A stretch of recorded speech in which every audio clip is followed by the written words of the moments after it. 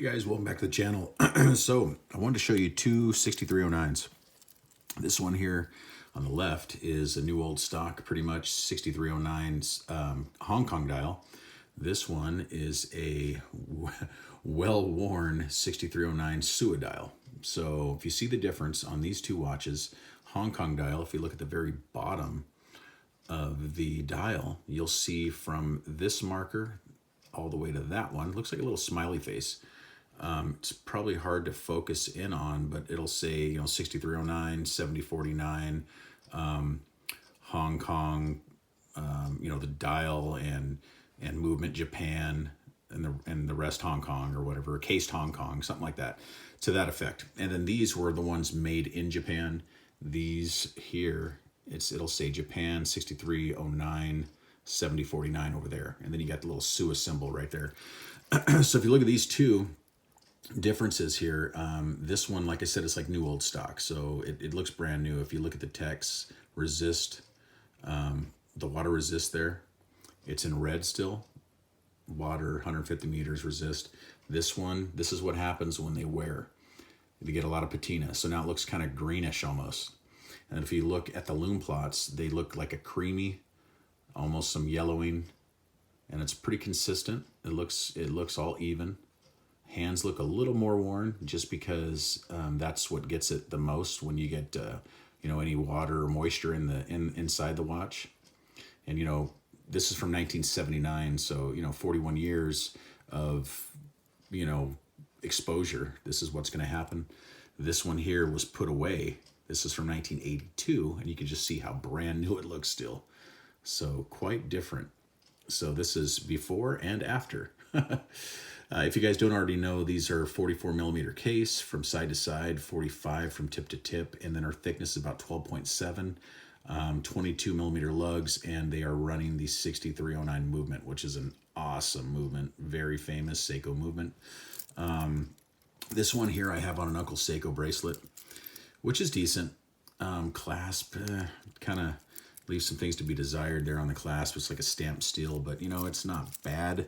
Let me put it on the wrist so you guys can, well, let me take this 6105 off real quick.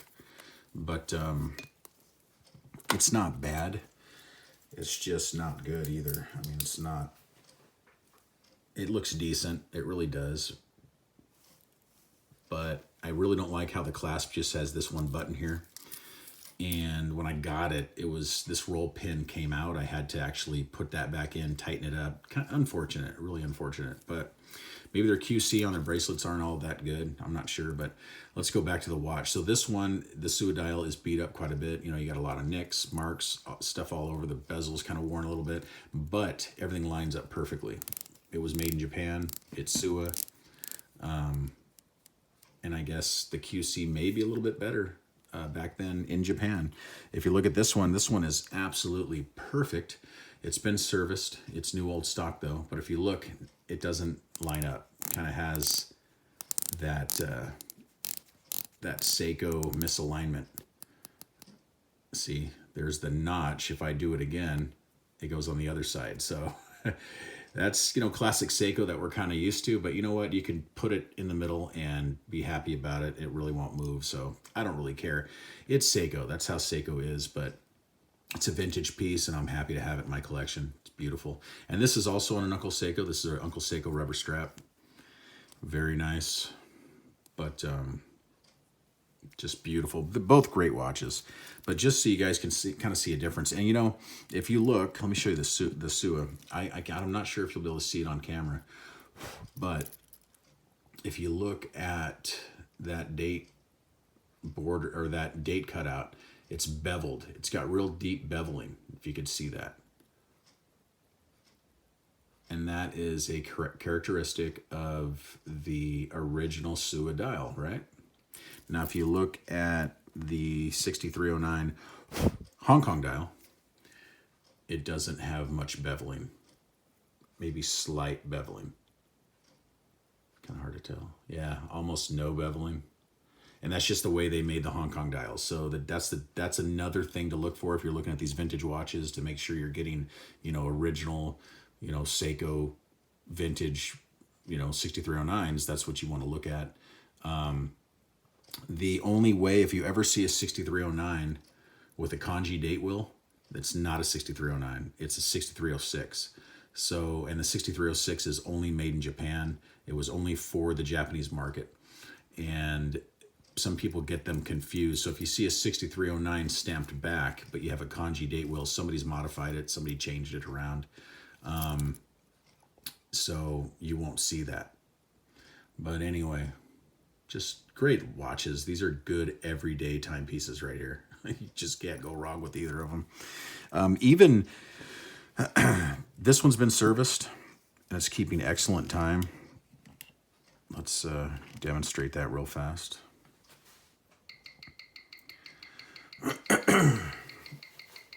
Pretty straight line, good amplitude, 213, 0 beat error. This doesn't lose, it gains, but look at that straight line. It's like perfect. Now it's -1. It gains like a couple seconds a day, I believe, right around there.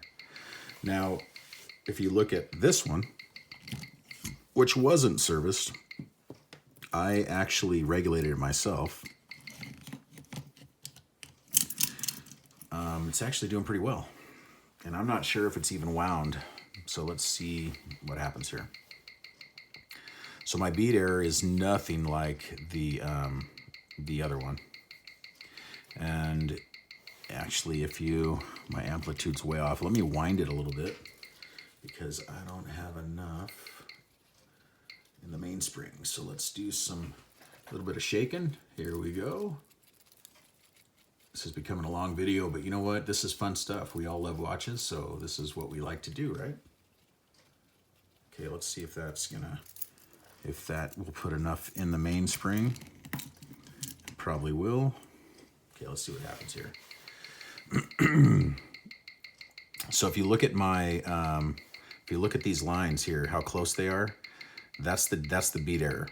Okay, so the closer you get, the better. So if you can get this closer to 0, you're pretty much perfect. But this isn't bad for a watch that hasn't been serviced. This is decent. I wear this occasionally. I did set up the rate not to gain 25 seconds. It's more like 10 a day, I think. And then my amplitude 168. It's been up around 180. So it's not bad. It does need servicing. In fact, this watch here, when I first got it, I got it before this one. When I first got it, it stopped on me. And I just thought it died. I don't know what happened. I even shook it and everything, and it wouldn't run. And then one day I picked it up, I did it again. And then what I did was I adjusted the time, and then it started working. And it's been working ever since. It's been a few weeks working with no problem. So I don't know.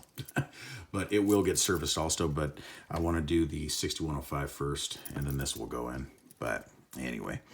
So I just want to do a quick comparison, really, of two 6309s. So you guys see, some differences here with the Hong Kong dial and the SUA. So that's pretty much it. Thank you so much for watching, guys. Please like and subscribe. I will see you in the next one. Thank you. Bye-bye.